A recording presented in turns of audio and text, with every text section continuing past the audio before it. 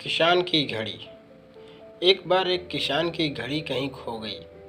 वैसे तो घड़ी कीमती नहीं थी, पर किसान उससे भावनात्मक रूप से जुड़ा हुआ था और किसी भी तरह उसे वापस पाना चाहता था।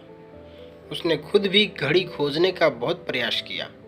कभी कमरे में खोजता, तो कभी बाड़े में, तो कभी अनाज के ढेर में, पर तमाम कोशिशों के बाद भी घड़ी नहीं मिली। उसने निश्चय किया कि वो इस काम में बच्चों की मदद लेगा और उसने आवाज़ लगाई, सुनो बच्चों, तुम में से जो कोई भी मेरी खोई घड़ी खोज देगा उसे मैं 100 रुपये इनाम में दूंगा। फिर क्या था, सभी बच्चे ज़ोर शोर से इस काम में लग गए। वे हर जगह की खाक छानने लगे, ऊपर नीचे, बाहर, आंगन में, हर जगह पर घंटों बीत जाने पर भी घड़ी नहीं मिली।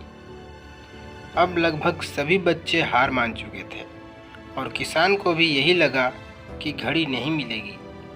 तभी एक लड़का उसके पास आया और बोला, काका, मुझे एक मौका और दीजिए, पर इस बार मैं ये काम अकेले ही करना चाहूँगा।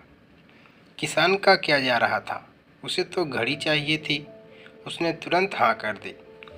लड़का एक एक करके घर के कमरों में जाने लगा और जब वह किसान के शयन कक्ष से निकला तो घड़ी उसके हाथ में थी। किसान घड़ी देख प्रसन्न हो गया और अचरज से पूछा, बेटा, कहाँ थी ये घड़ी? और जहाँ हम सभी असफल हो गए, तुमने इसे कैसे ढूंढ निकाला? लड़का बोला, काका, मैंने कुछ नहीं किया, बस मैं कमरे में गया और चुपचाप बैठ गया और घड़ी की आवाज़ पर ध्यान केंद्रित करने लगा। कमरे में शांति होने के कारण मुझे घड़ी की टिक टिक सुनाई दे गई, जिससे मैंने उसकी दिशा का अंदाज़ा लगा लिया और अलमारी के पीछे गिरी ये घड़ी खोज निकाली।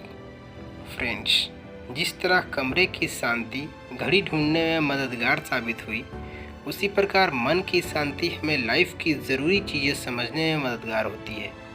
हर दिन हमें अपने लिए थोड़ा वक्त निकालना चाहिए, जिसमें हम बिल्कुल अकेले हो, जिसमें हम शांति से बैठकर खुद से बात कर सकें और अपने भीतर की आवाज़ को सुन सकें। तभी हम लाइफ को और अच्छे ढंग से जी पाएंगे। तो दोस्तों, हमारी यह कहानी आपको अच्छी लगी तो हमारे वीडियो को लाइक करें और अगर आप हमारे चैनल पर नए हैं तो हमारे चैनल को सब्सक्राइब करके बेल आइकन दबाकर ऑल पर टैप करें, जिससे आपको हर वीडियो का नोटिफिकेशन मिलता रहेगा जो हम अपडेट करते हैं। Thank you for watching.